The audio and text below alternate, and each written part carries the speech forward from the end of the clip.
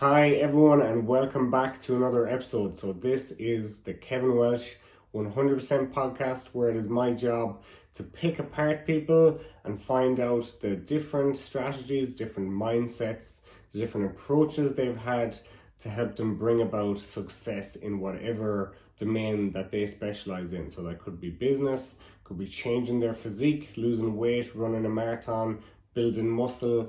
It could be networking, it could be learning skills like videography, it could be literally anything. So I like talking to people from a wide variety of interests, backgrounds, disciplines, and I've absolutely loved making these episodes so far. But I'm more interested in making long, quality episodes with loads of applicable information rather than short 45-minute ones with clickbaity reels. So I prefer to keep this as educational as possible, because then it's more true to what I believe in and more true to the conversations that I believe that are relevant and that I actually have myself. But on to today's guest. So today's guest, George Hickton. I only met him maybe 3 days, 4 days max before this podcast, and we hit it off straight away. So we got connected through Louis, and George has so many fascinating stories and really incredible insights. So George was one of the first people into Gymshark. Gymshark now employs over 1,000 people. George was there from the very beginning when there was just 30. And he was in the most important part, I feel, he didn't say this himself, but I feel the most important part of the business, which was customer service, which is something they became very famous for, and something which helped build the brand to enormous success.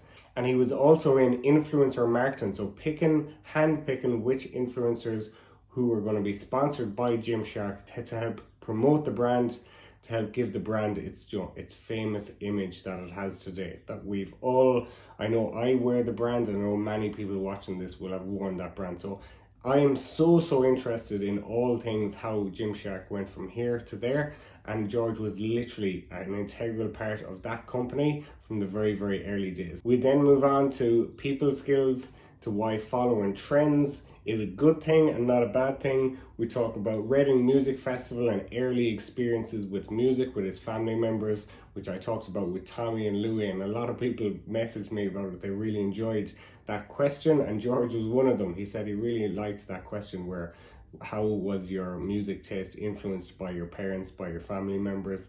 I know that has a deep impact or a deep meaning for me, and it turns out what's most personal is most universal. A lot of other people could relate to that question as well, so we deep dive into that.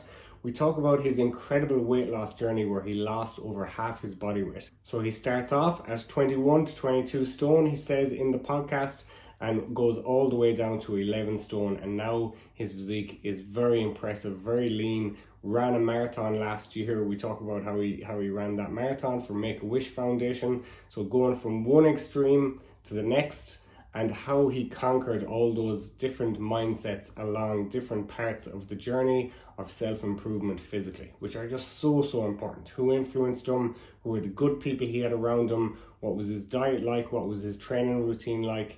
And how he made so much progress in those years. A really interesting and very inspiring story is how he made that physical transformation. We then move on to that mindset. We talk deeply about that mindset that's required for physical transformation, how to stick it out, how to continue on that journey of weight loss until you get to your final destination, how to be more patient, have the discipline. And I really dig into the weeds in that, because I know so many of you listening to this podcast will be in the middle of that journey now, that weight loss journey. We talk about his different travel experiences and how seeing different cultures and the way people operate in different countries changes your mindset. And we talk about solo traveling, his first ever solo trip, which was this trip to Ibiza, which he says was a big success. We talk about his tattoos and ones he designed himself, and I saw design very artistically in front of me on his phone while he was here in Ibiza. And we finish up talking about a few of his favorite podcasts and the favorite messages he gets from those podcasts. So before we jump into today's podcast, I'd just like to remind you that my only source of income as I'm traveling is as an online coach, and as a world-class online coach, if I may say so myself. So I've helped dozens of people dramatically change their physiques, all ages, both sexes, and no matter what your goal is, to build muscle, to lose fat, to lose weight off the scale, to improve your sports performance, to even clearing up your injuries and running your first marathon. I can help you, and I've helped other people in the exact same situation as you. So my online coaching is very, very thorough. There's 2 calls a week, which I often say to my clients are like little podcasts. So we talk for 15 minutes, usually 15 to 20 minutes, sometimes a bit longer, about everything that's required for you to succeed. And it's a constant educational process for you to continue learning about your health until you've ingrained every habit, every lifestyle decision that's required for success with your physique. So if you want to be educated, if you want to actually be coached one-on-one and not just given a program and not just given a sample meal plan, then this is the approach for you. I only take on a certain number of clients because it's so time consuming. I help clients pick out exactly what weights to use for each exercise. I talk to them twice a week. We're messaging back and forth on WhatsApp. It's very, very thorough. So if you want something that's a lot more detailed and not just a cookie cutter approach to fitness, then this is the plan for you. So if you want to get in touch, simply message me. My number is on WhatsApp, on my Instagram. Send me an Instagram message, a Facebook message, and you can organize a free consultation where I'll talk about exactly what's required for you to hit your fitness goals. So without any further ado, let's jump into today's podcast with George Hickton. 3, 2, 1, live. And welcome back to the Kevin Welsh 100% podcast. So today we have a very special guest, George Hickton. Is that the branding? 100%. That's it, 100%. So all the way from England. What part of the UK? Worcestershire. Where's that? It is West Midlands, so like 30, 40 minutes out from Birmingham. Okay. And that's how you ended up working for Gymshark, you said to me. You were pretty close geographically to where they started up. Yeah, their HQ is not too far from me, Solihull. Again, 40 minutes just outside of Birmingham. Okay, and you started in Gymshark when there was just 30 employees? 30.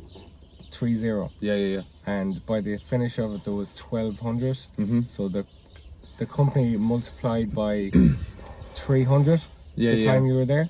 That's 1.2k, probably about 800 employees in the UK and the rest in the US and scattered across. They had some in Hong Kong, a couple in Germany, a couple in Mauritius. I think it's Mauritius.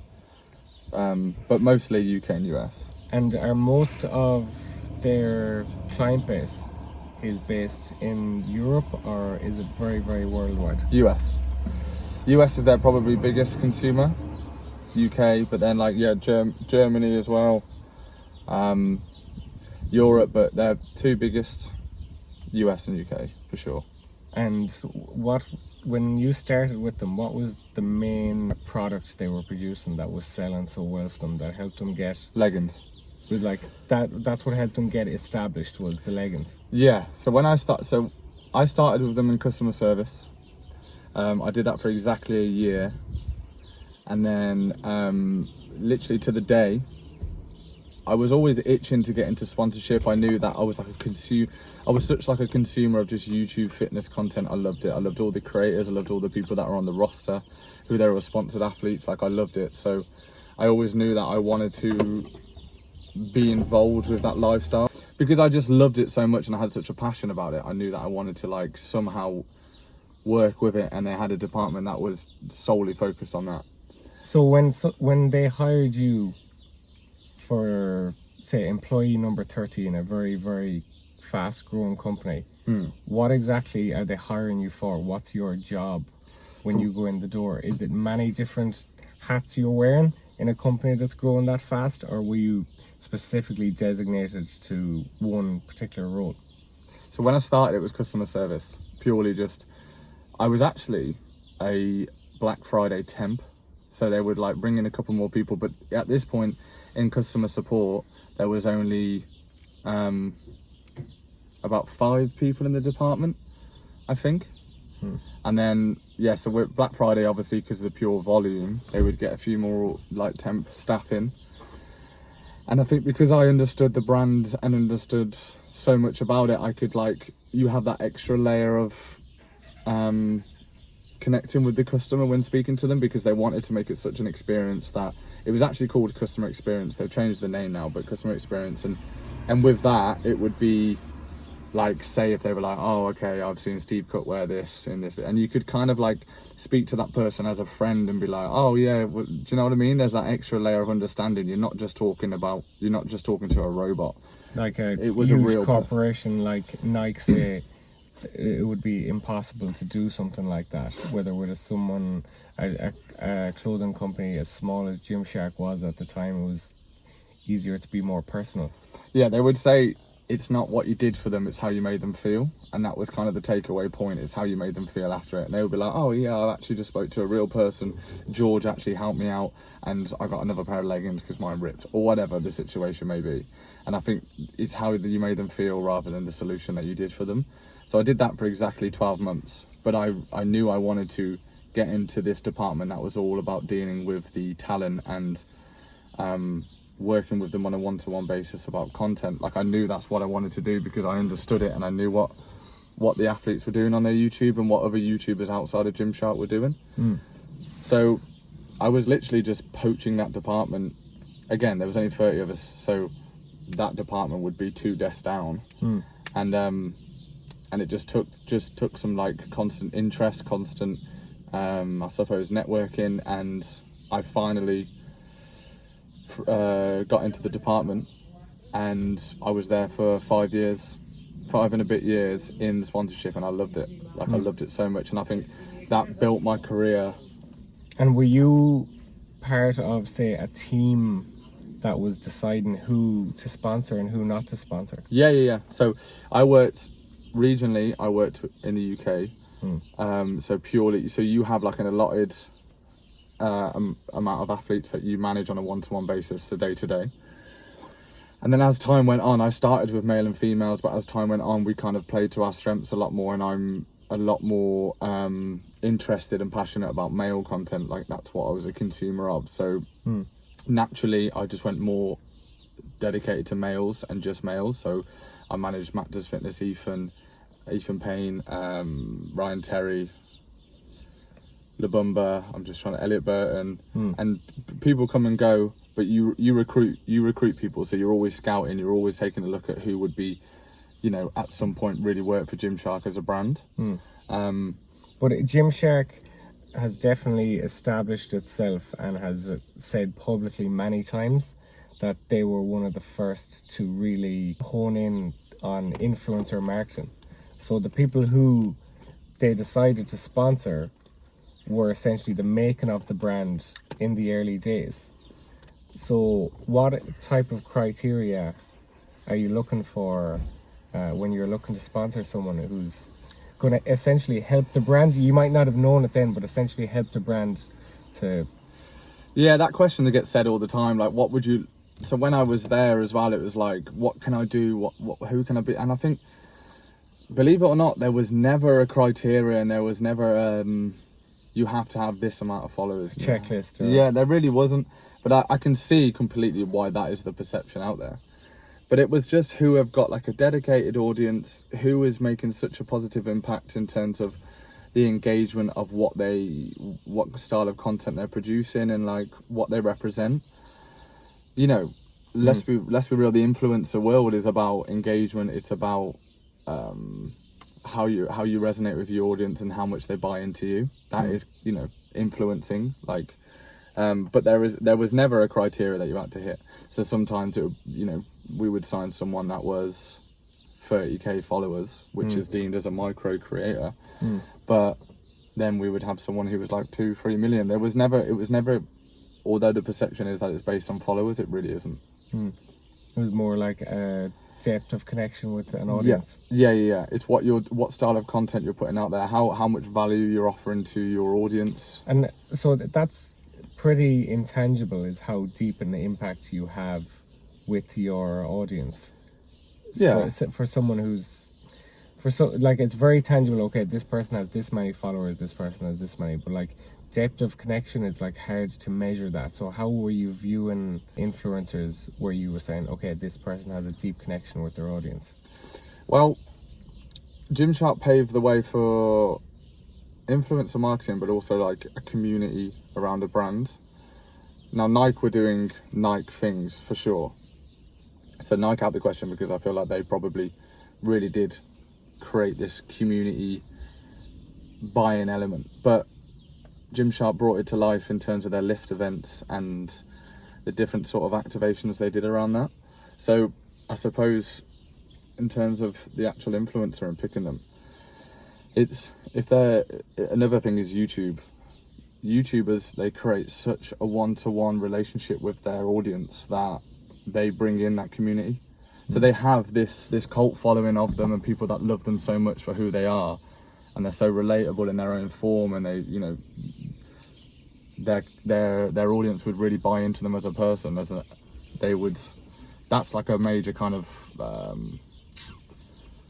USP, for lack of better words, for an influencer. Well, is that because you can fake personality on Instagram, especially the way Instagram used to be with just photos, a lot easier than you can with video? Yeah. You look at someone like YouTube, it's very hard to fake a personality. Of course, it's possible, but it's a lot more difficult than just photos. You look at someone like Steve Cook and Whitney Simmons, who have been with them for years and years. They are like the original kind of YouTubers who have really got such a dedicated, engaged audience because they love them so much and they relate to them for whatever reason it may be. They just love them and they want to be involved in whatever they do, if it's their style of training, their day to day that they're seeing on YouTube, what they're wearing, or how it's just they want to be involved with that person. You feel like I think Gymshark kind of created bridging the gap of like, you can meet this person, you can speak to them on a one-to-one basis, and you can buy into whatever they're doing, or you can talk to them on this activation that they're doing, or that you go and then you go to the event and actually meet them, and that's what they used to do. So there was that community element that they really brought to life, and ultimately that led to more sales. Yeah, that's the full circle of it. But something you said there at the start, which was interesting, was they emphasized how you made them feel. So how you made the customer feel was emphasized to you as a staff. Yeah. How was that message got across to you in terms of like, how were you going to make them feel more positively about the brand? What were they encouraging you to do that? So I'm referring to there again right at the start when I was working in customer experience, and it would be from, if you've had difficulty with your order, there's been a delay or there's been a cancellation, you wouldn't just say sorry and give them a generic kind of response. You would give them a gift card, or there was an extra layer of like an apology, and that's normally in the way of giving back. And it used to be any sort of fault, they would just send you another one. Not a lot of brands do that. They may refund 50% of your order. They may give you a 10% discount code. So they were happy to lose out in the short run to keep the client in the long run. Yeah, and they had it written on the walls. It's not what you did for them, it's how you made them feel. And it's exactly that. And I think their customer support, if you look at like Trustpilot years and years ago, I don't know what it's like now, I haven't looked in a long time, but it was how good their customer service is. And now they've got a pool of a fair few customer service execs, but it's just that extra layer. And I think now, looking back to that again, referring to 6 years ago, now I feel like a lot more brands and companies have taken that approach. Yes. Customer service is a lot better nowadays, 24/7 support. Because of social media, you can, if your customer service is bad, you can get absolutely grilled very publicly, very, very quickly. And they probably realize that very, very soon. Yeah. But to give you that autonomy, I suppose, and responsibility where you're allowed, give this person a gift card, give this person a refund, it wasn't usual. And do you think that was easier for them because they were up and coming and they were brand new and the owners were young? But to give any staff that much responsibility or that much freedom early is rare.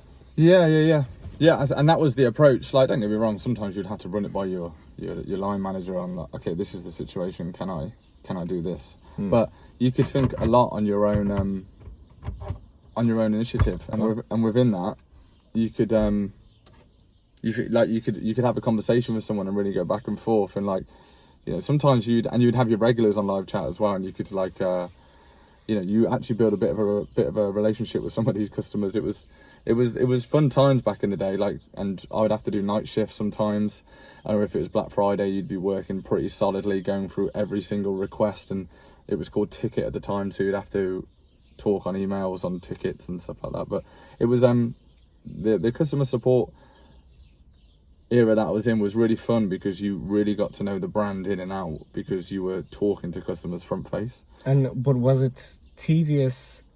I'm sure plenty of businesses and, you know, business owners, managers would look at that type of process and say it's inefficient, or it's tedious, or to go back and forth that much, and to have that much rapport with clients or with customers isn't, you know, a way to do business. Now, obviously, you know, it's been proven wrong, but was that difficult to implement? Were they criticised for it, or No. ridiculed for it?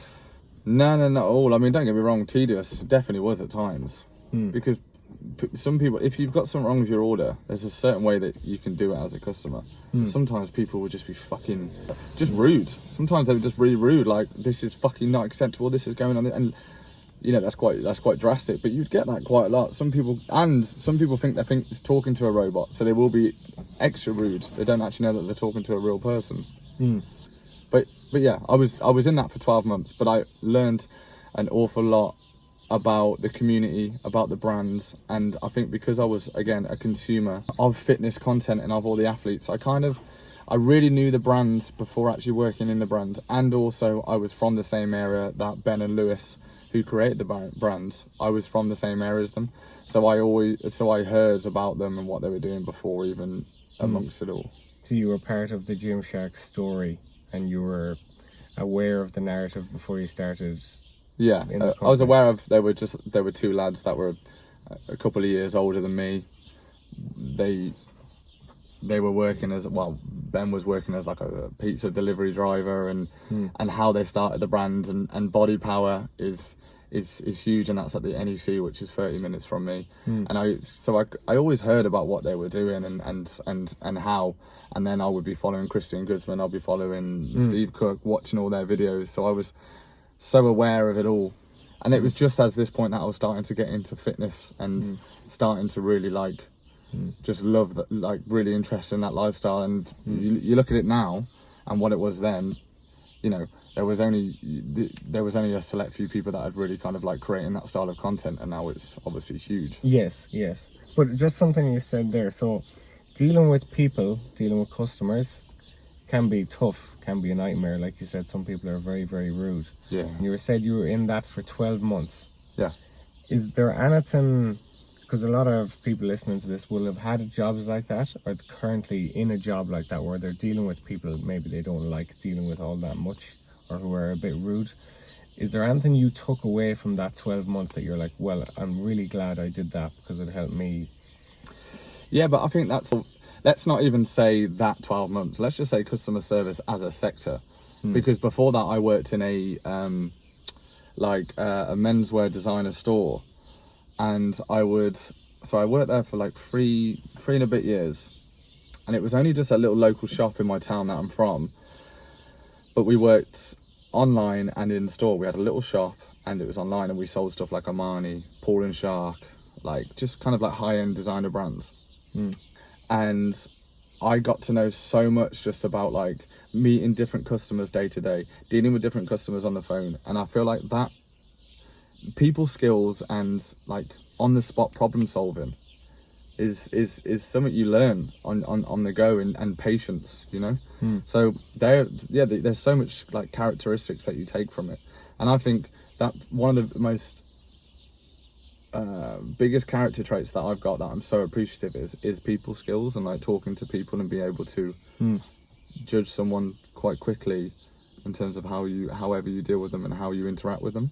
And I think that's the most important thing. And that's something that we're going on to a different topic here, but that's something that I feel like, you know, people are starting to lack now as we go more and more on. 100%. Like how you actually deal with people. 100%, and it's because a lot of different reasons, but definitely one of them is we're trapped in our phone and we're not engaging in conversation quite as much, which is why podcasts have exploded. A good few of the podcasts that I listen to, the hosts have said that these podcasts are so popular now because deep discussion is becoming a rarer skill. Yeah. But just before we move on from the people skills, is there anything particularly stand out to you, people skills wise, that you learned while you were at those 12 months in Gymshark?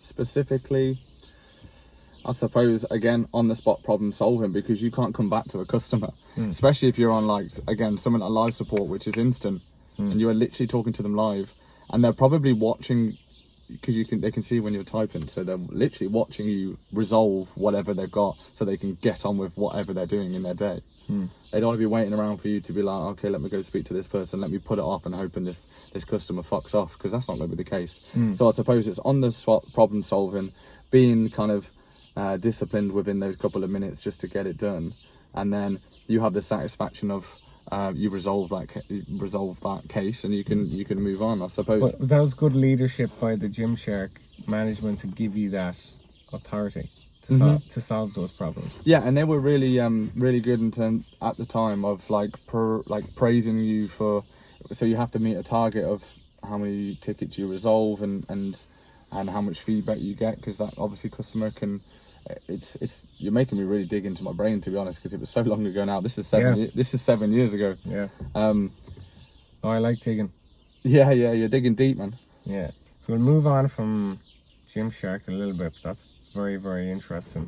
Yeah. Especially to have, a little peek under the hood of what can just these days become just a logo and extremely successful company, and forget the small nuts and bolts that helped build it over time, especially when it was so small.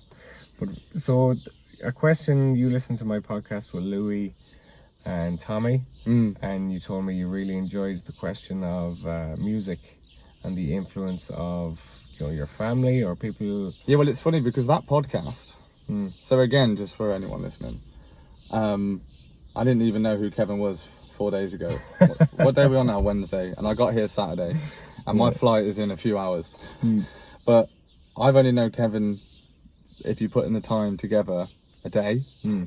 Not even that. And I'm friends with Louis again from Gymshark, same as Tom, TM Cycles. So I know who both of them are. We've met up and we've all been together the last few days.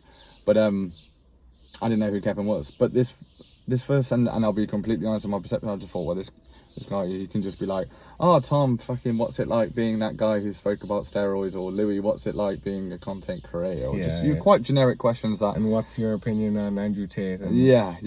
But there wasn't any of that. It was, what was it? Where does music stem from? How does your family pay an impact of that, or your parents? And I just thought that is probably one of the best opening questions I've heard from someone that could have just said, what's your training split, or what's your macros daily? Do you know what I mean? Like, I just thought I rate that, because fitness podcasts as well, and I suppose you would put those into a fitness category, they can be pretty boring at times.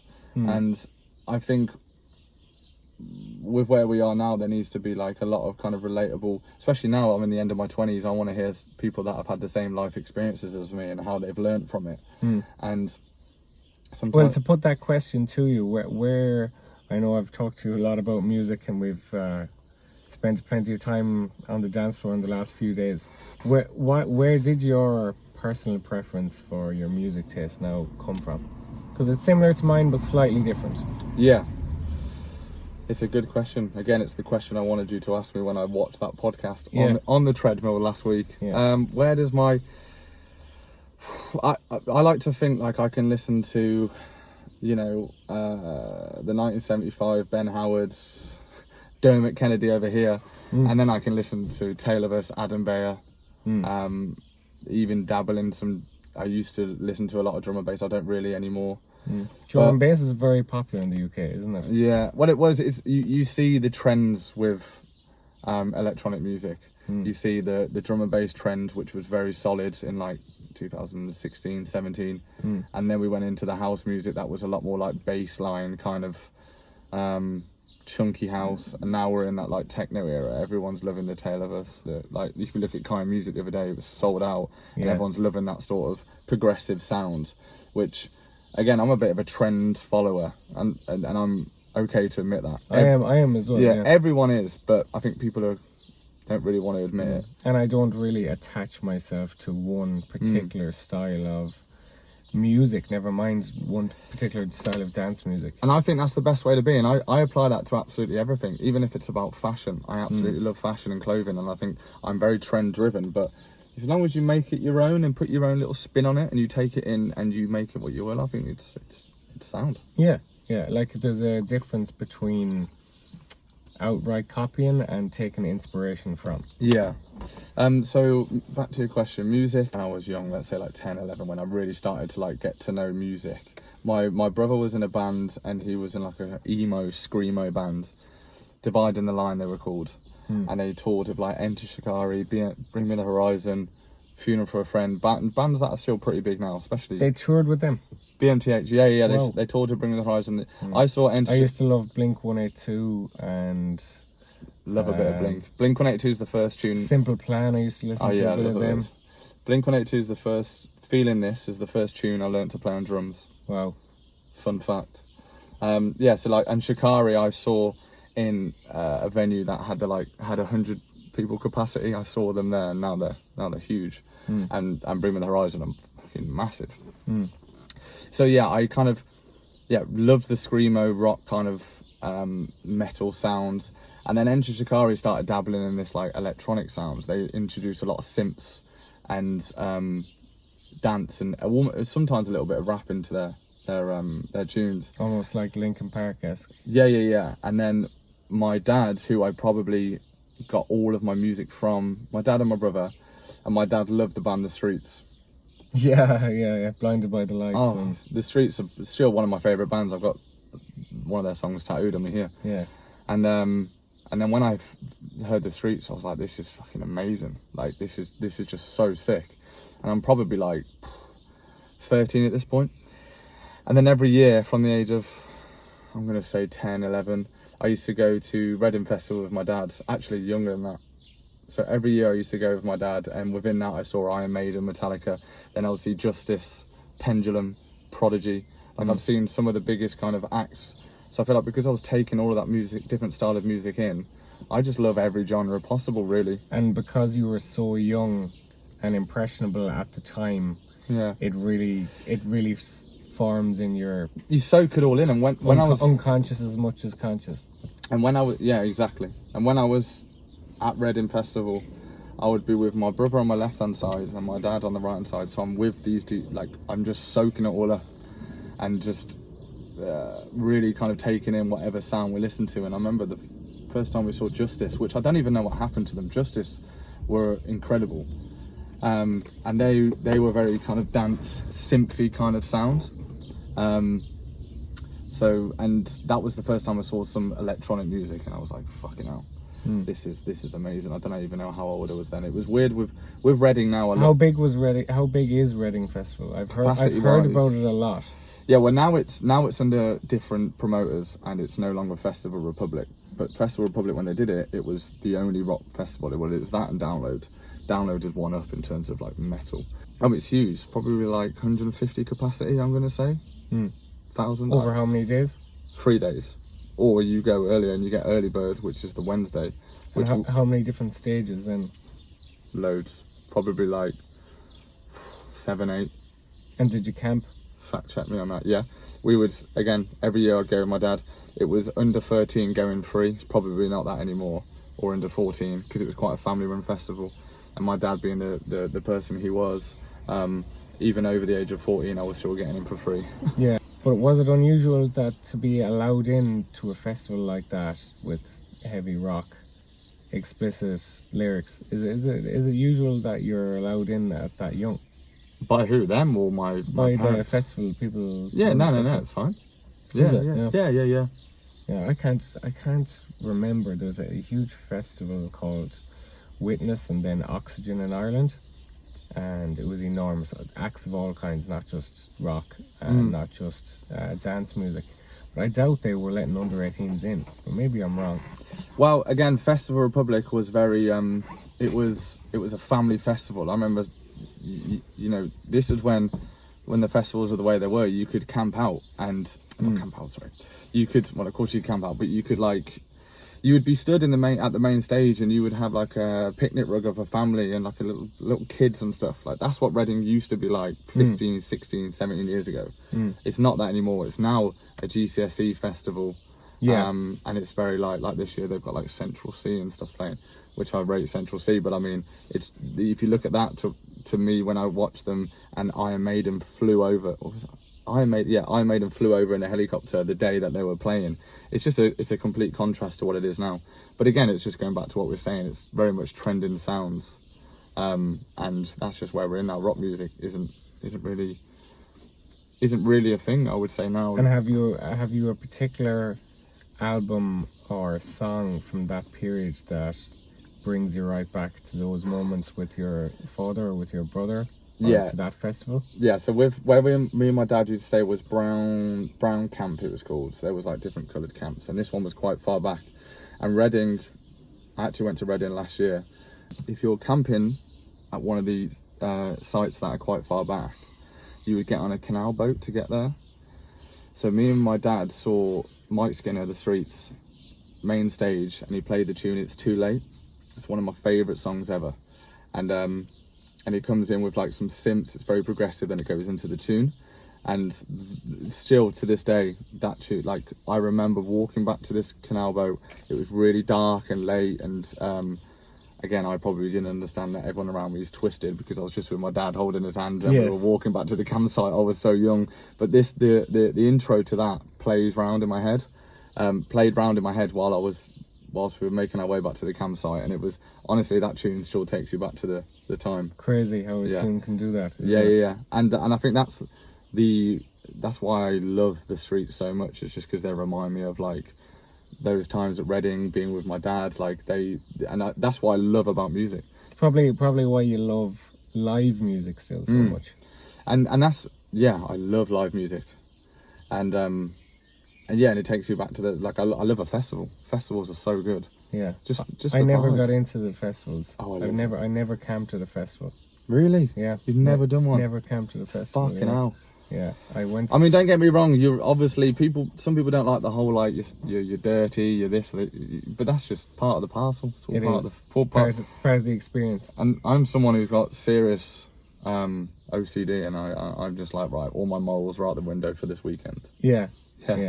Like in terms of like being clean and tidy and comfortable, camping at a festival is the opposite of all that. No, yeah, or now again where we are now. God, I sound like such an old bastard. It's the same with running a marathon. It's the same with doing a bodybuilding prep and living off small amount of calories.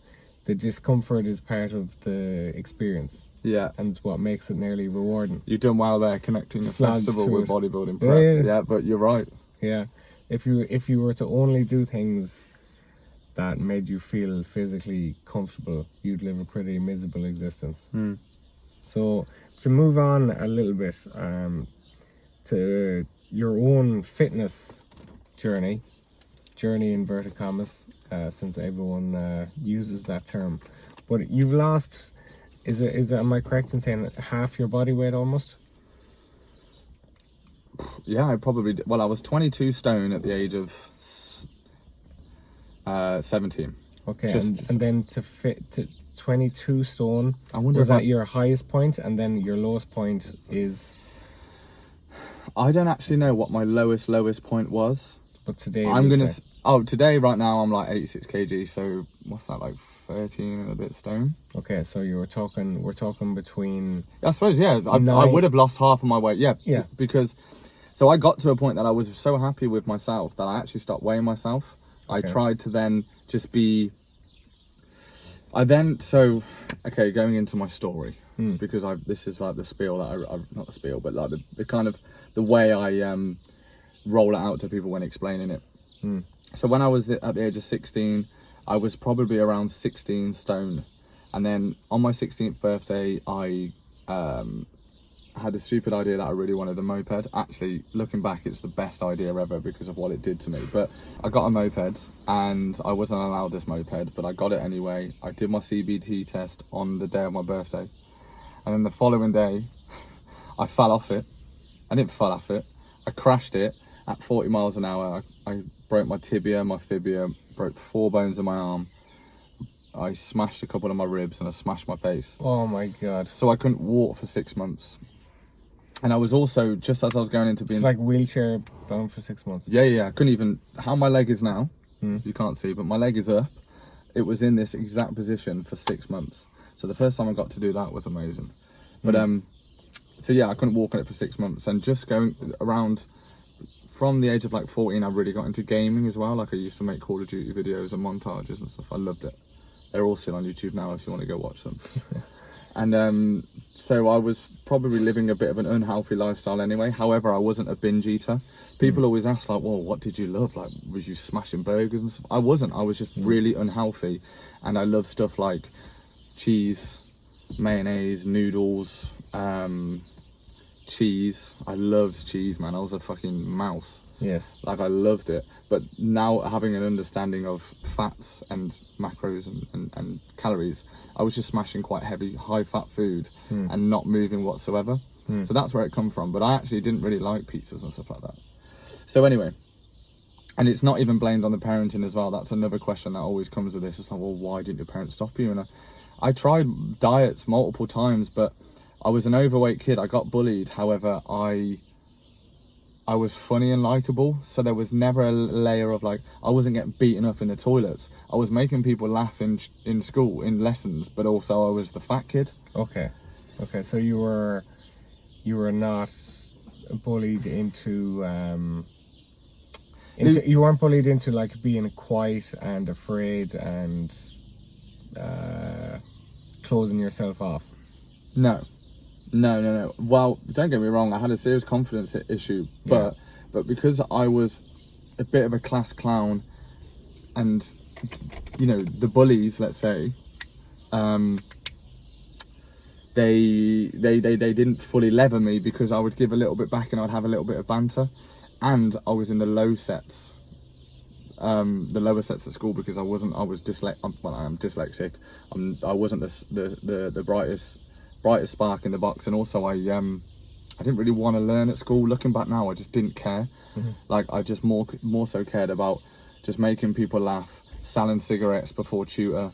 Like that's what I was doing. Like I just didn't really care about school. And then I was going to the cash and carry and bagging up sweets and selling those before school. This isn't an entrepreneurial. This isn't an No, I was going to say this isn't an entrepreneurial motivation speech because, I mean, I'm not an entrepreneur, but that I like doing that at school, and I like BMX, like doing up a BMX but never riding it. I don't know why I ever did that. So yeah, then got into gaming, and then I put on so much more weight. Then I had this crash, couldn't even walk. So I put on so much more weight. So then we've got to 8 months into my being in a wheelchair, having my leg in a cast, and my bone basically had to be realigned. So my bone it broke, but then it went like that. So it almost like overlapped itself. So they didn't know this for a bit. So let's say there's 4 weeks of thinking my bone's healing, but actually it's like this. I've heard about that. Yeah. Don't know what happened, because you would think, oh, X-ray, blah blah blah. I honestly, it was 10 years ago now. I can't remember why, but I was in that position. So then they had to realign my bone, and obviously I had to go through a pretty big procedure to do that. And was that extremely painful? The whole process of the crashing on the moped, the brakes. Yeah. Do you remember being in a lot of pain, or did you just shut it off? Emotionally as well. Like looking back now, I think we had this conversation the other day, didn't we? That it was around the same time that I was doing my GCSEs, and I was so anxious to go into I wouldn't go into school because of how I was in a wheelchair, that I had to do my GCSEs at home because I refused to go into school because I was so scared. And at the time I was anxious, but I didn't know what that was. I was just like, I can't do it. And there was one day that I literally was I was in a wheelchair trying to go into school with, I think I was with my mum and someone else, and I was like, I can't do it. I saw people in the windows of school, and I thought, I just can't do it. So then I spent the last 3 months of school, 2 or 3 months of school, at home. So I had to do my GCSEs at home. So I'm also going to blame my bad GCSE scores on that. So yeah, where are we at? So that takes you to the end of your rehab, I suppose, and getting out of the wheelchair. And what weight were you then? Oh yeah, so one integral part of that story is when I had this bone realignment surgery, the doctor said to my mum, we've given him enough anaesthetic to put down a horse. And when I heard that, I was like, fucking hell, I'm big, like I'm really big and heavy, I need to do something about this. So, and that came from yourself. It didn't come from a doctor saying you have to lose weight now. No, that come from as soon as I heard that. I mean, don't get me wrong. That was a throwaway comment. Well, the doctor was probably saying, look, we've given him a lot of anaesthetic and he's only a young lad, like, that's quite, not dangerous because they're doctors, but they give me a lot to the average 16-year-old at the time. Okay. So when I heard that, I was like, fucking hell. And at this point, I haven't got the best friends because, like I said, I was in low set, so my friends were very kind of like scallywag, and I didn't really, I knew I was kind of, I knew I was better than that as a person, that I didn't have to be involved with stuff like that. So let's say we're out of the cast now. I had to do rehab to actually be able to walk. And then the weight had piled on while you were in the wheelchair. Yeah. And I was also, one thing to note, a late starter in terms of like puberty and hitting hormones and stuff.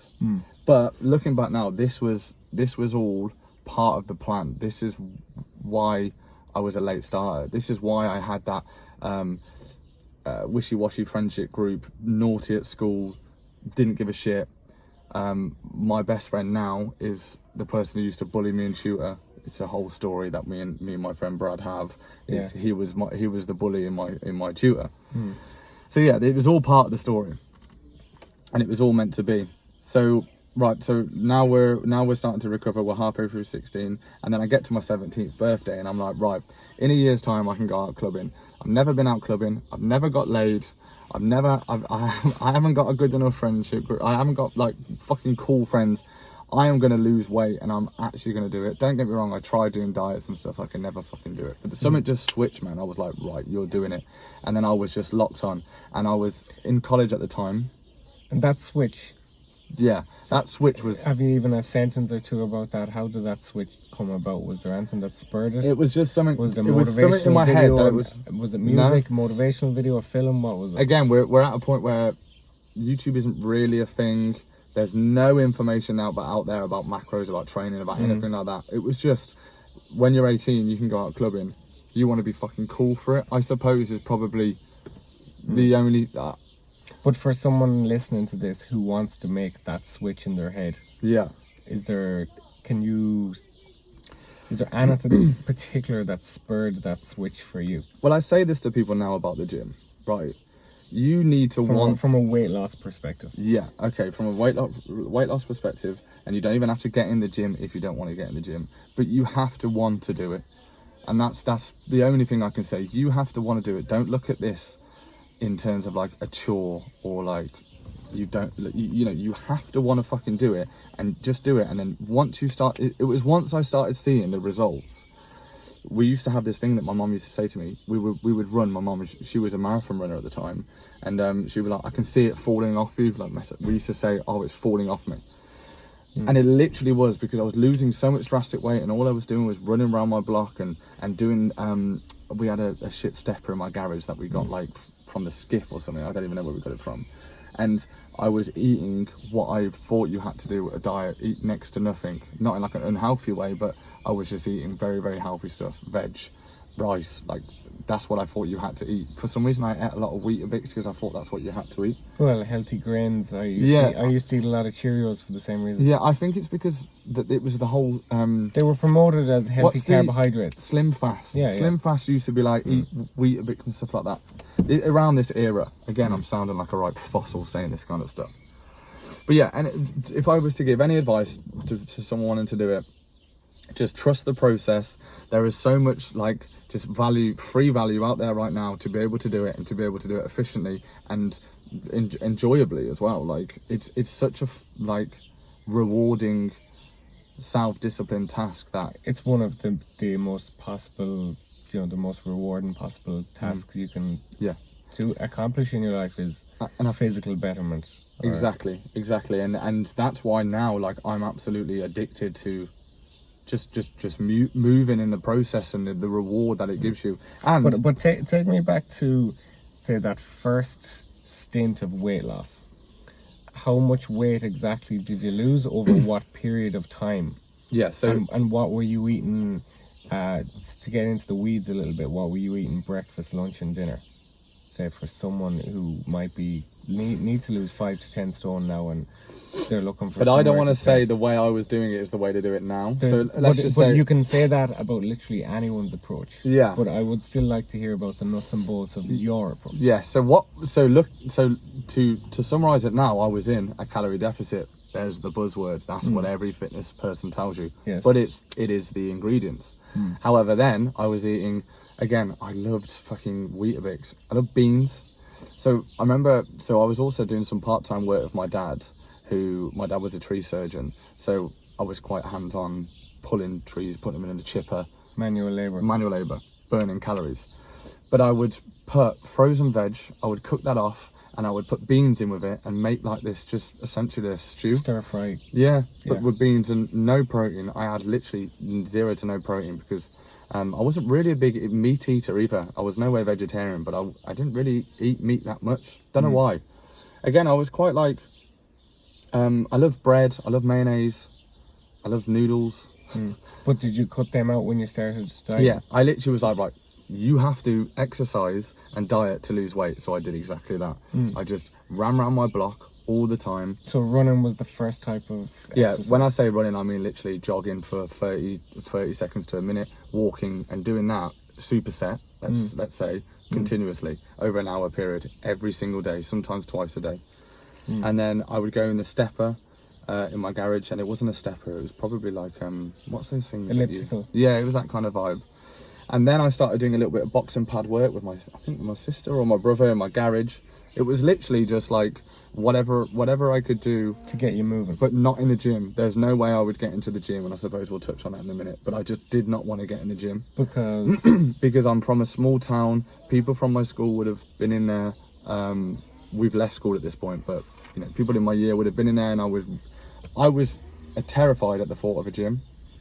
And again, this is like I understand this is a thing as well. So, but back to your first question. I'm sorry. No. Yeah, this 17. This is all important for painting that picture of how you got started. 17. So we're in this swing of things now, and I'm in a slightly different social circle. Still not the one I'm in now, but my best friend at the time, who now lives in America. Another lad who I don't really see as much anymore. And were they encouraging of this? Yeah. technique? They were encouraging of it. So Which makes all the difference. Yeah. And I'm no longer with. These are outside of my town as well, which you haven't got that hometown mentality of the people around you, which is also, I think, super it plays a part in like your hometown friends. I don't mean this as a general thing, but I just mean sometimes the people that I was friends with at the time wouldn't have supported that process. Whereas, Of course, and there's absolutely no doubt in my mind that the people in your hometown and the ones you grew up with, they see you differently to the people who you meet later in life. Even if you meet people at 15 or 20 or 25, they're going to see you differently to the people who were very, very early there. Yeah, exactly. And I think that played a massive part. And it also, I'm touching on so many different topics here, but having an older brother and having that like idol, someone that you want to be like constantly, which my big brother is, he was that, and he got all the good genetics. I was left with all the fucking bad ones. My brother is lean as shit. He's tall, dark, and handsome. I can look at food and put it on, and I'm blonde. And I mean, I'm grateful of my blondness now, but at the time I was like, why don't I look like him? He's got a beard, he's got this, he's got that, and I'm just this fat kid. So did he encourage? Yeah, again. When I say this, I bet people are like, "Oh, why didn't your big brother say you're fat?" But like, do you know, Well, I know from your experience, family love you. This is literally what I do for a living, and sometimes the people who are the closest to you, number one, they find it hardest to say it to you. They don't want to upset you, and and number two, their advice is going to be rejected because it's not simply the advice, it's the advice loaded with 100,000 life experiences with it. So You're so right in this. a stranger to come in who you don't know 3-4 points about to give you the advice, it's going to be accepted with a lot less walls and gates than someone who you know for your whole life. Yeah, you know? and my big brother, because he cares so much about me, he doesn't want to upset me. And him saying to me, George, you need to lose weight, is going to upset me. And I'm a very, very, very emotional person. Like, I'm so in touch with my emotions. I wear my heart on my sleeve. I've even got it tattooed on my sleeve. Like, I really kind of, so someone like that hearing it from my brother would have really got to me. And I think maybe they just held back, but when it was time to support me on it, they really held me accountable. My mum, again, she was running a marathon when she was the age of 41. My brother was actually running at this point as well, so I was running with them around the block, and that's when they say, George, one more step, we can see it falling off you. And we could literally, it was like we could see it falling off me, because And how important for you personally was that encouragement from people you loved? Oh, it was the most motivating thing possible. Going back to the first thing though, sorry. I was a late developer in hormones, so when I was losing all this weight, I don't know what happened, but it was like I was taking peds. Like, I was, boom, the weight was falling off me. I got taller. I just I completely transformed, and I think it was. But your hormonal profile does improve drastically when you lose weight. Yeah, and looking back now, that's what it was. But again, it's all part of the story for me looking back, and that helped me massively. And there was 1 month I lost 1.5 stone. So what's that, like? Just under 20 pounds, is it? Something like that? Yeah. And I lost that in a month, about 20 pounds, which is ridiculous. If someone lost that much now, you'd be like, fucking hell, you did that in 4 weeks. That's about £5 a week. Yeah, and for a week of that, I went to Malia. So I don't know how that. I went with 2 friends. Again, no confidence, no understanding of it. But I was losing all this weight drastically.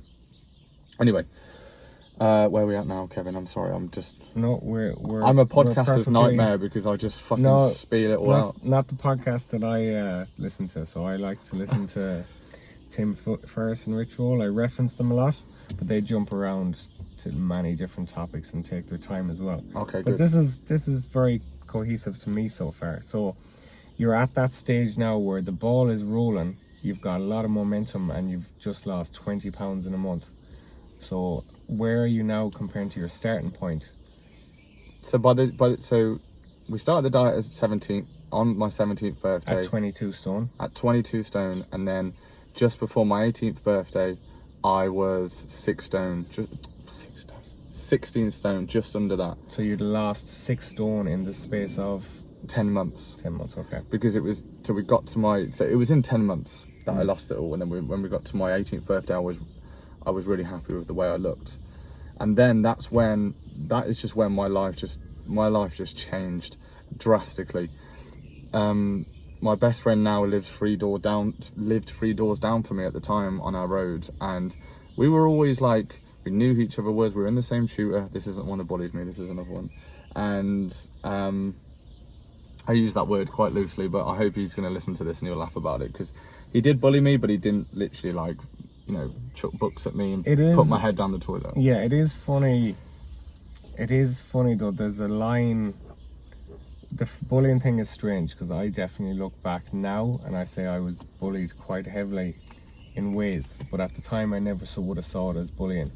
But for some people, it's a very difficult line to draw. What's bullying and what's taking the piss and a lot of fun and a bit of crack, and what's going too far where they actually seem to be taking some sort of pleasure in making someone feel miserable. It's just belittling you, and you're not socially accepted. And deliberately trying to keep you down and just taking pleasure from your pain. Yeah. I think there's a difference between the two, even though sometimes that difference is very difficult to know where that line is. Yeah. So what's really standing out to me so far, and what you've referenced numerous times during your weight loss, is even more so than the diet or the exercise, is the support group you had around you, friends, your mother, your brother. Do you think that is absolutely essential for anyone looking for the same lifestyle change?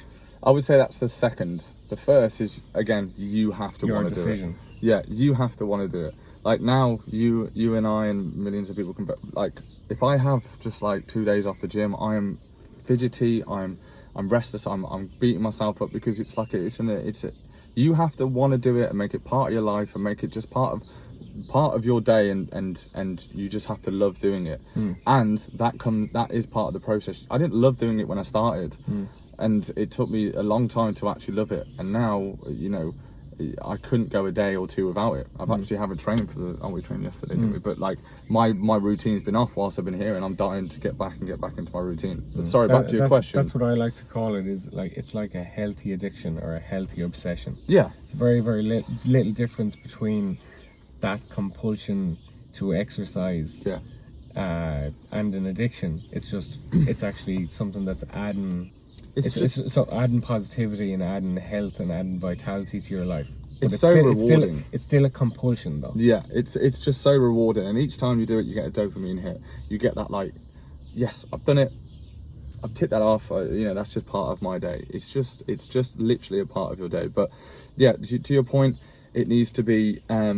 You have to want to do it, and you have to trust the process and think about, right, I want to look like this. And I remember I had someone who I wanted to look like, or I was really like this person into music, and I was like, right, I want to look like them. And that's what you just think that you're going to look like them. You keep working at it, and you're gonna, but that, whatever that person you think you're going to look like is actually just your mind of just what you want to be. And I wanted to be in the position where I didn't have I didn't have all this, like, I couldn't hold myself, and I wanted to have a little bit of muscles, and I wanted confidence. I wanted these things, and I've got all those now, but it took me years and years to, like, I feel like that's what the gym and just healthy well-being lifestyle gives you. It's like, it just gives you this confidence, and you because you work so hard for it, you're like proud of it, and that proudness just comes. Well, that pride from what you achieve with your body physically, whether it's a marathon or whether it's weight loss or whether it's gaining muscle, is one of the most genuine forms of pride in yourself that you'll ever have, because you can't buy it. You know, no money can buy. You have to do the work yourself. No one can do it for you. You have to do the work for yourself, and no one can rush it. It takes patience, no matter who you are. If you have 10 pounds or 10 stone to lose, it's still going to take patience and commitment, and it's going to teach you a lot of those delayed gratification skills that are so important. So the pride that you have in yourself at the end of a journey like that, or if it ever ends, but it's so important that I think that every single human does that at one stage in their lives or another. So it gets to the stage where they can say, okay, I completed this, as in I got in the best shape of my life, leanest or whatever, or I ran this marathon. Or if they go through life without ever experiencing that pride in themselves in a physical achievement, they're leaving a huge amount of potential on the table. And there was a word you said there, is just patience and discipline, and that's and it is patience. It's not just going to happen, and you can get frustrated, and you can get, like, you can't cut corners. There's nothing you can do. You just have to trust the process. I know it sounds like cliche, generic words, but they're true. They're cliches for a reason. And I know sometimes you can hear these people like, oh, it's fucking jarring, man. Like, I just want to be shredded, but, like, you just have to trust the process, trust, like, the simple tools you need. You've lost, so where maybe 7-8 stone at this point, okay? And when did you start making the switch, George, towards, okay, I'm actually going to go into the gym now and start lifting. I'm going to actually start training like these YouTubers you named, or these Gymshark athletes that you named. When did you start making that shift, and how did that affect your body and your mindset when you started doing squats, deadlifts, lunges, things like that? So let's say that now we're at, like, the age of 19. Still didn't go to the gym, but this is when the whole looking up to the big brother thing comes in, because my big brother got into going to the gym, and he was watching like Guzman at the time, Joe Delaney, All the good stuff. All the good stuff back in the day. And he just started going to the gym. And so I was like, right, I'm going to go to the gym. Big brother's doing it, I'm going to do it. And then the first time I went into the gym was, I can't even remember like what I would have trained, but for some reason I remember walking back from the gym. And I don't even know what I did at the gym, but this is the first time I experienced some sort of like DOMS in my legs, and I couldn't even, and I had this horrible cramp in my calves, and I couldn't even walk up this hill to get home. And I probably didn't even do weights. I probably did the rower and the cross. I probably did something like that. But do you know you were too conscious to go to the gym at one point? When was that switch? When did you think, okay, when the big brother did it? As soon as the big, I was like, right, okay, he's doing it, I have to do it. That gave you permission to go as well. Well, it was just, I suppose it was just that, right, he's doing it now, because he didn't do it either. He didn't go to the gym. He's probably like, he's 6 years older than me, and I'm 19, so he's mid-20s. And it was just him going to the gym that made me go to the gym. And I don't know what that switch was. Maybe it was starting to get, again, we're reaching on 19 now, so I literally first started to go clubbing when I could legally start to go clubbing.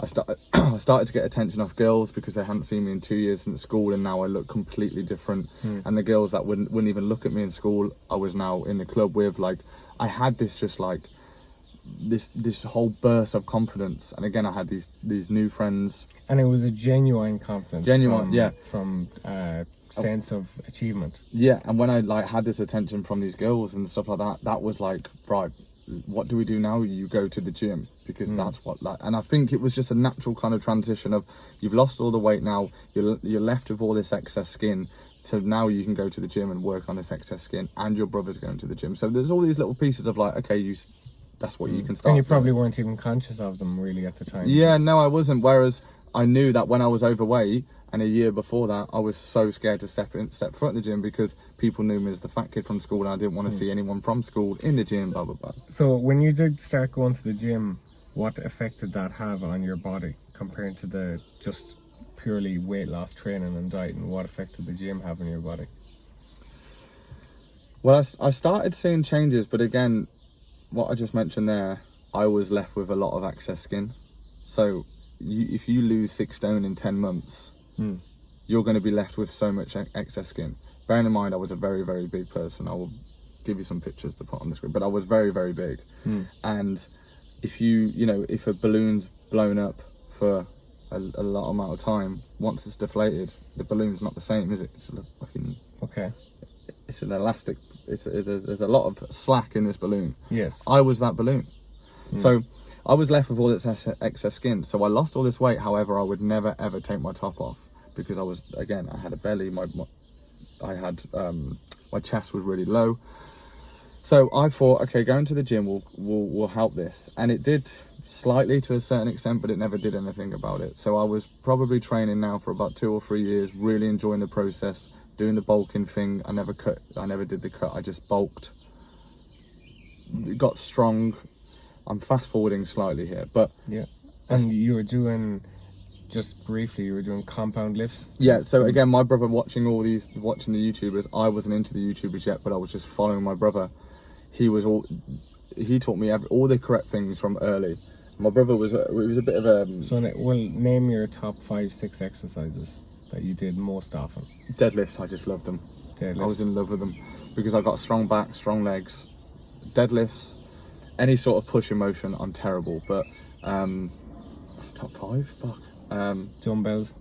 Dumbbell flat press. No, if we're going to go top 5, deadlifts, Squats with a barbell or kettlebell? Barbell. Barbell. Always. Well, I don't actually do them with a barbell now, but yes. Yeah, barbell. Let's just say 2 different variations, front squats as well. Yeah. Flat press, dumbbell if I had to, but again, any sort of push and motion, I've always been really bad at. Okay. Still weak as shit on it. And then maybe rows. Let's just say rows. Let's just say anything else back.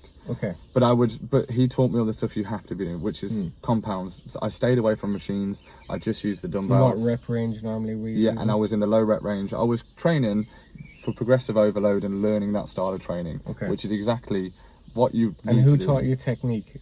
Dean, my brother. So Dean. And he was quite competent and he was happy with your technique from an early stage. But he was teaching me things like record your form, so you can look at your own form. And take a video. And I recommend anyone. Something I teach every one of my clients. Always. And nearly every one of my clients, the first time they've ever seen themselves train is when they start working with me and they take a video. And it's so self-correcting. They start correcting themselves before they even talk to me. You think you look like Chris Bumstead when you're doing a deadlift. Record yourself. You don't. But recording yourself, and from the side as well, not aesthetically for Instagram is what we do now. From the side, so you can literally see, is your back completely parallel? Is your chin down? Are you really kind of engaging your shoulder blades when you're pulling? Are you pulling through your legs or your lower back? You know, you can see all these things to really correct your form, and that's when, again, that's all part of the process that you fall in love with just getting better and better and better, and then putting on more and more weight on the bar. Like I got to a point where I did my max on deadlifts is 220, max on squat is 170. I've never got over 100 kg on bench press. Yeah. I'm just weak on chest, but chasing putting an extra little 1.25 on the bar of a deadlift and getting 2 or 3 reps out of it, you that's like so rewarding. And although I wouldn't do the bulking thing anymore, like the compound lifts, because of the way we train now, but those were the best days in terms of just seeing you build muscle and enjoying that so much. Okay, but to switch gears a little bit, you went back to running during lockdown and you ran your first marathon, which is an incredible achievement given you once used to weigh 22 stone to go and run the London Marathon. Was that your biggest physical achievement to date, in your opinion, or how did that feel to complete a marathon? Is it I would say the weight loss is my biggest achievement, and I always say that. Okay. Like because of all the parallels that it brought to me in terms of, one thing I didn't mention there is I got this whole new friendship group that I was always aware of these cool kids at school, and then they become all my best friends, and they still are to this day, and they have been for the last 12 years. My best friend now is someone who used to pick at me in school. So and I got all this confidence from getting gills and all this stuff, and I didn't have any of that in high school when you probably experienced some of those things.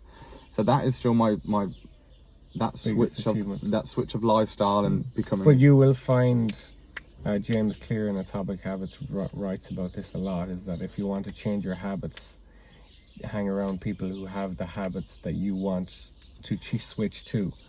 And your new friendship group, unconsciously or consciously, probably had a lot of the habits you aspired to have. Yeah, at that point. Yeah, your vibe attracts the tribe, is what they say. Yeah. And or you're the Jim Rohn popular one as well. You're the average of the 5 people you spend the most time with. That type of thing.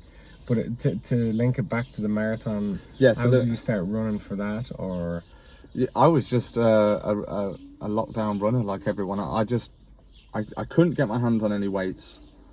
I did, and they were just shit little, like, I think they're actually kids' weights looking back at it. Not kids' weights, but like, you know that teenage starter and getting from Argos. Rubber, 10 kg plates on a little 5 kg bar. So I had that I got off Facebook Marketplace. But anyway, I didn't get anything to satisfy the urge, to satisfy going to the gym. So I started running. And I was awful at it. Bearing in mind, with the whole crash, I'm completely lopsided. One leg is longer than the other due to what happens. I have to have an insole 24/7 in my shoe for me to walk straight, else I would always have lower back issues because I was overcompensating so much. So I am not physically made to run, but I just love the feeling of it. I couldn't run at all either. I would like run for a minute, stop, run for a minute, stop, but you apply the progressive overload to running. You can do exactly the same mindset for it. Yeah. So I did that, and I just didn't stop. I just didn't stop with it. I just kept just chipping away at it. And the reason why I love running so much is it's a you versus you thing. Like, it really is. You should never compare. Sorry, I'm skipping a little bit here. No, go on. You should never compare it, but you're forever like chasing a new one of your own personal goals, which is why I love it. So yeah, anyway, I just didn't stop with it. I kept chipping away. Then, like, you do your first 5k, do your first 10k, and I loved it. So I just didn't stop. And then at the end of last year, I ran the London Marathon. I did a couple of half marathons before that, but that was the longest. Well, I did one of my own half marathon with one of my best friends, but that was the longest distance I'd run. So anyway, I by pure chance I just applied for the London Marathon, thinking if I get in, then I'm going to do it. It's difficult to get in the London one. Yeah, so I did it through a charity. I did it through Make-A-Wish charity, and I raised 2.5k for them. It's a special feeling raising money for charity. Yeah, it's lovely, especially that one. That was really sweet. That, you know, kids who are terminally ill, you grant a wish for them is what it is. And that was just beautiful to get in with that, and the support that they did along the way was really, really nice. And then you get and it's something that's kind of unique to endurance challenges, and specifically running challenges, is they are go hand in hand with raising money for a charity, don't they? And I think because you're raising so much, because you're raising that much money. It's hard to lift weights for charity, but to run for charity is very common. And because you're raising all that money, and people have literally gave money, you have to do the marathon. Exactly, yeah. Yeah, you have to do and it. There's a pressure that comes with that. Yeah. But that's good. I felt the same, yeah. You want that pressure. Yeah. So, yeah, I did the marathon, 4.5 hours I did it in. It was the hardest thing I've ever done. Physically, yes. Physically, yeah. It was so tough. Fucking hell, it was horrible. What kept you going? What was your mindset? I don't even know, mate. But the last 10k, I feel like I was like having an out of body experience. My brain was just elsewhere. I couldn't feel my legs. See, personally, I love that kind of. I'm so pain, physically exerted here that I can barely put one foot in front of the other. I like getting to that point. You know, I like getting to the point in squats or Bulgarian split squats where you're just like can barely stand up afterwards, and your legs are shaking. And the same with running. I like to run so hard that I can barely think straight, and I can barely stand up. And I think that's a very healthy thing for everyone to experience. It humbles you, doesn't it? And again, that's something you need to learn to love, because that's easy to, at the start of it, when you first get that feeling, you think, I'm stopping, I'm just going to stop now. Comfortable being uncomfortable. Yeah. And again, it's another cliche buzzword, but it is true, and it's something that you have to kind of like get to know to love. Because when I used to hear that, get comfortable being uncomfortable, I used to think, fucking hell, man. It's just another... my first online coach, Andres, taught me that, and it really stuck with me. It's one of those mantras that's stuck in my head since he said you have to get comfortable being uncomfortable, and he emphasized just as much you have to get uncomfortable being comfortable. So you have to get uncomfortable when you're being lazy, or when you're taking too much time off, or when you're procrastinating, or when you're going through the motions in your sessions. That should feel uncomfortable. And it's so simple, but it's often isn't the best advice simple. Yeah, I mean, he's right in the sense of, like I said, when you first start doing that, when you first start like experiencing that pain and that, like, you're like, fucking hell, I just want to throw in the towel. As soon as you go, you push through that feeling, you're like, that's when you get that real, like, you get the runner's high, you get that like pure buzz that you've ran through it, whereas you wanted to just fucking stop. Yeah. And I think that's when you really just become addicted to that high, because it is a high. The runner's high is amazing. After you smash a long run and you finish, you're like, fucking yes. Nothing compares to it except a tough leg day. Yeah. Physically, I've done a lot of different forms of exercise, and that runner's high, or that how good you feel after a run, the really tough leg day, and that's about the only thing that comes close. I will always... when I trained Gaelic footballers in Ireland, and they did the really, really hard running sessions, I was always nearly a bit jealous of. There was 20 to 30 of them, half of them sprawled out on the floor, lying down, you know. I wish I was in the middle of that, and I wish I had felt the buzz of being that exerted with all my friends. Yeah. And when you know someone's going, like, so one of my mates has just started running now, and he's like, oh, I did my first, and he's really happy about it, and I was like, I'm jealous you're about to experience all of those emotions, because they're so good. The amount of people that contacted me after my running last year to say I ran a marathon because of you, or I picked up running because of you. Just on the weight training, I will always love weight training. It will always be part of my program. It's something that I'd always do.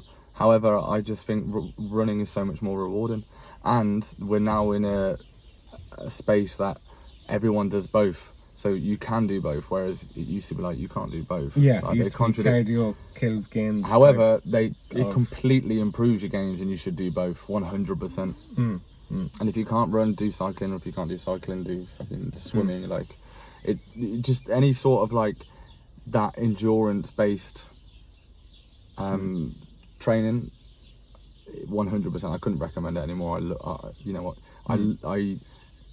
I will never regret putting that into like my lifestyle, because it's just the way it complements you in the gym is game changer. Excellent. So something very interesting I found that you brought up yesterday was you showed me your tattoo that you had just drawn on Instagram stories. Yeah. So you had a template from some other tattoo, and then you took away a few bits, added in a few bits, and made it your own. And the message was full circle moments. Why is that message important to you? It's a good question. That's my job, is to come up with a few. That is questions. a very good question. Why is full circle moments? Why does that stand out to you so much that you want to imprint it on yourself? Well, there's so many ways. There's so many examples I can give. Let's just say this place right now. Like, I've come to Ibiza on my own, doing a solo travel, which I've never ever done before. Which I was like, I've done traveling before. I did like Southeast Asia and stuff, but it was with my best friends. And like now, I'm just doing this on my own. And how are you feeling solo traveling? Yeah, now we're post, and you're literally about to drop me at the airport. Like the feeling I've got from it now is the whole being uncomfortable. Like how I feel now, and all the stuff I've learned about myself over the 4 or 5 days I've been here. And I know someone could be like, oh, you just went to Ibiza, but it's not. It's like you're doing something on your own, and you're completely in your own company. And I'm not very good at being in my own company, but I've learned a lot about myself. Which is what a lot of people struggle with it. I know I struggled with it up to maybe 2-3 years ago to have actual genuine alone time. But I feel like now it's one of my favorite possible things to do, is spend time alone. And if you're, to anyone, like, listen, if you're going through like hard things like breakup, grieving, which are two emotions that I've very much had to deal with the last 12 months, there's ways to go about it. And like, I've gone through the self-destruct kind of period and just going out all the time, or just trying to mask it with other things or whatever. Now I'm in the point that I like, you again enjoying the process that I keep referring to, but like now I'm healing in different ways and finding ways to make yourself happy. And really, you just need to focus on yourself in any way possible, and whatever makes you happy. Or if you're thinking to yourself, you have an intrusive thought that like you want to do something but you're too scared to do it.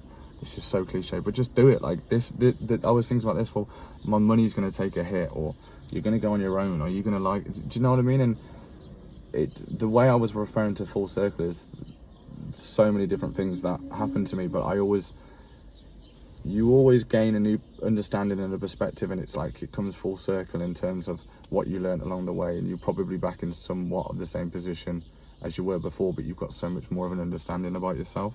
So do you mean full circle in a way where there's a bit of a dichotomy, as in if you are living for long enough, or if you experience enough things, you're going to see how an experience can be both very positive and both very negative, even though it's the same experience based on where your headspace is. Is that kind of what you mean? Yeah, the best way. Am I picking up that right? You are, and also the best way, and to refer you to someone else, I once sat on a podcast with Russell Brand, and I watched him do it live with True Geordie, and he explained a full circle of life and an understanding, and it just resonated with me so much. Like the clip, just watch the podcast with Russell Brand and True Geordie, and when I heard him say that, he's like, oh, life will just come full circle, and you will be back to the same position you're in, but you will be so much more of a stronger person and understanding about yourself, and you'll find yourself back in the same position. So on that tattoo it said, life comes full circle. Then it also says the word Gestalt written it, and that's one of my favourite words, which is a German word, and it's a theory about full circle moments and life's. I've heard that Gestalt word. Yeah, and that was also in it. I probably haven't, it's something that I understand in my head, and I probably haven't just done the best explaining it. Well, the best you'll everyone will be able to relate to this. A lot of the very, very best or most meaningful things are beyond explanation with words. But you can still give them some kind of meaning verbally or with words. But to articulate anything truly meaningful fully, words aren't going to be enough. Yeah, and I'm not the best at articulating. That's why I've been asked to do a podcast a few times just about different things, whether it be Gymshark, whether it be the weight loss stuff. Like, I've actually had a couple requests. Sounds really narcissistic, but you know, and I've never really wanted to do them just purely for the fact that I can't speak the best and get across how I feel. Well, but you're doing a fine job today. Thank you, brother. So with the traveling, so you went to Southeast Asia. Traveling's obviously close to my heart. Is there any experience that particularly stands out to you that you could say, okay, someone listening to this, you should maybe reach towards an experience like this? Maybe not the exact same one in the exact same country, but something that shifted your mindset or you're glad you saw at that time. Was there anything that Asia taught you that changed you? Thailand and Bali, when I went, I did it for 3 months, and I was at the early 20s. Well, to give an example, I was in Magaluf and it completely changed me.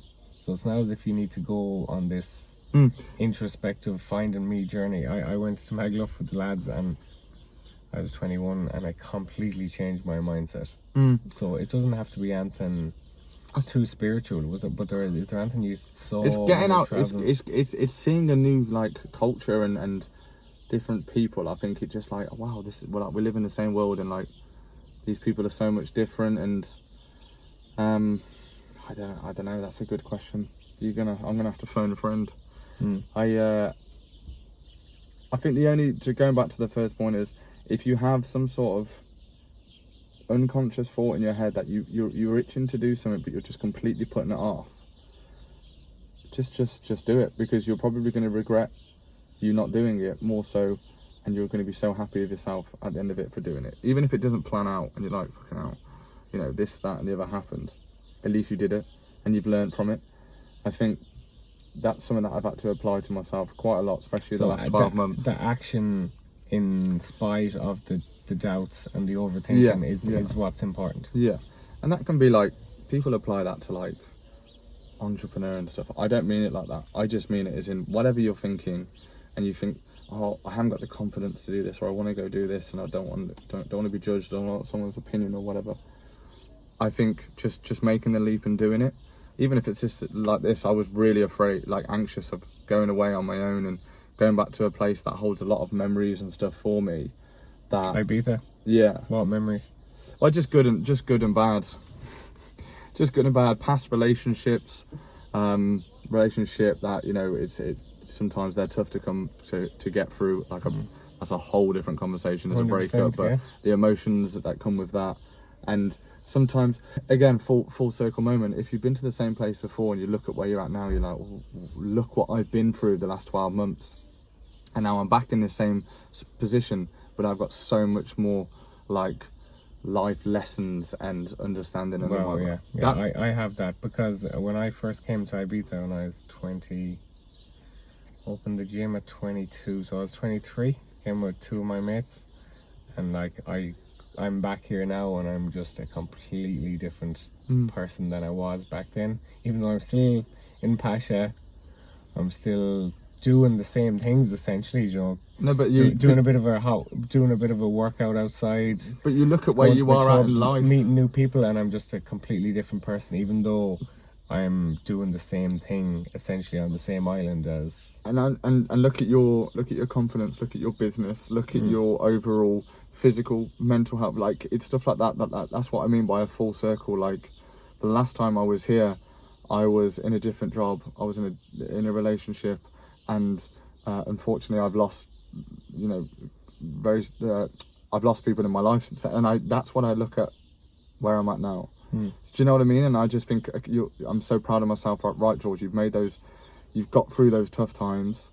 You've learned a lot about yourself. You're so much stronger. You're so much older, wiser. Do you know what I mean? That's a very positive message. Is that you're more proud of yourself with how you dealt with the difficulties than anything else. Mm. So even though those difficulties might be standing out to me or you or anyone listening to this at any given time, they are essentially the things you're going to end up being potentially the most proud of how you dealt with. However you feel in the moment, and again, it seems rich me giving emotional advice because I am the most emotional man, one of the most emotional men on the planet. Like I'm such a, I don't even want to say a wuss, but like you know.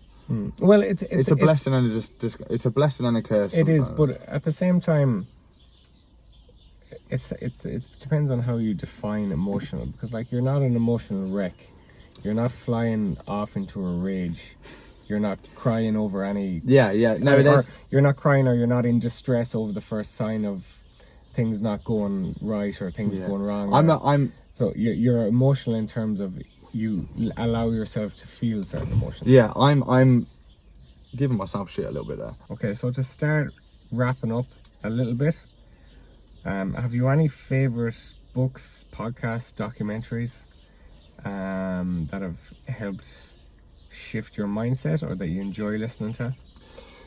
Wow. I hope so. Well, not hope. I can imagine a lot of people listening to this will think exactly the same. There's a lot of like people out there say how much they love reading books. I've never read a book in my fucking life, and I wish I did. Kevin definitely has, because he's got a library in the back of his car. But there's two things that I'm going to learn more Spanish when I get home, and I'm going to read a book. But even book-wise, is there anything you've even audiobook or podcast? No, a podcast. A podcast is very similar. So we'll go to on an audiobook. We'll go on to podcast. But the only book that I'm halfway through and that I really, really like is James Smith's Not a Life Coach. That's a really, really good book. Okay. A bit of a controversial character, but I think he's absolutely great. I like him. Yeah, I love him to be. I think he's great. And yeah, so I do want to read books, like read more books. Like I do want to get into it more. It's just my concentration. I don't know if it's part of being dyslexic or what, but I just can't fucking read a book, man. Well, I can read. I can tell you from experience, your concentration with reading is better than you think. It just takes practice. It takes progressive overload in the same way Jim Rohn does. All right, well. So, but podcasts, any specific examples, documentaries? Like right now, I've been listening to a lot of Chris Williamson, and like some of his stuff's been really, really good. It's excellent, yeah. Yeah, like he's really, really, because I feel like he's got quite a good stance at the moment with a lot of stuff that's going on, and he has a really good perspective on it. Some of the earlier Diary of a CEOs, really, really good. I remember the first time I listened to the Dr. Alex, is it Alex George? Dr. Alex George? The dude from Love Island. That one, I remember I listened to that when I was in like a really tough, and it really, really, really helped me, and I just resonated with so much stuff from it. That one was really good. The Professor Green one's really good. But I found myself the last couple of months going into podcasts just for entertainment. Like there's a lot of ones that I listen to now that are just purely which is another good thing. So just go into a podcast that's just purely entertainment. I guarantee for 2 hours, you're not going to think about shit. You're just going to laugh at this podcast. And if anything, you've had 2 hours of enjoyment. Yeah. Do you know what I mean? That's quite... Which is underrated. Yeah, which is underrated. You don't have to listen to podcasts to be like, right, I'm going to go fucking hustle, and I'm going to go make loads of money. You can just listen to Have a Word, which is one of my favourite podcasts. And they're just three Scousers who just laugh the whole time, and it's good. That's 2 hours of me just laughing. Do you know what I mean? And you feel like you're nearly there, part of the laugh and the discussion. Yeah. So another one of the finishing questions. Go on. Advice to your younger self. Have you any advice to the George that started his weight loss journey? Would you change anything? Have you any advice? That started it. Started, not... So what we were just referring to about those like... Mentally more so than those counting calories or... Those unconscious thoughts that you have and you feel like they're just not achievable. And that is lose the weight, because you can lose the weight, but there's something stopping me and I can't, and I'm not going to be able to do it. Whatever that, like... It's the whole like chimp and paradox thing, which is a really good one as well. Like you have two contradicting opinions on your shoulders, and just go with it, and just stick with it. And I mean that from, again, just that question of George starting his weight loss. It's just, you knew what you had to do, and you finally did it. When you finally did it, look what's happened and look what you've gained, look at where you're at. So But just stick it out, don't quit. but so many times I just did a diet for a week and fucked it off and didn't believe in myself, and I'm always my own worst enemy in terms of just won't commit to something fully when I should do. When, do you know, that's in a nutshell. Trust that thought in your head and just go for it. And if it doesn't work out, at least you did it. Go for it despite the doubts. Mm-hmm. Okay, and yeah, that's probably where we can begin to wrap up. Just the final bit from me would have you any parting advice or anything you wish for people listening to my podcast? I mean, I hope there's stuff to take away from this, that I'm not the best at, like, well, there is, again, there's plenty to take away from that. but I feel like there will be people that are at the age of like 16, 17, 18 or whatever age that are completely not happy with themselves, but they can change it within their realm, like, and you can do it. You just need to kind of just find that motivation, get that tunnel vision on what it is, and then just get locked in and do it. But like and with the confidence, you get all these layers of confidence with it, and it's such an enjoyable process. But it's that first leap that is difficult, and you'll fail a couple of times, but once something switches and you do it, it'll be, you'll never regret it. Excellent. Well, that's the perfect place to sign off. George, I really enjoyed that. Really enjoyed your company the last few days, and I've no doubt we'll do this again. We'll do another podcast. We'll meet up again soon. And well, you're here all summer. I'm here all summer, and we've plenty to talk about. So, George Hickton, it's been a pleasure. Thank you, Kev. Thanks for listening. Peace out.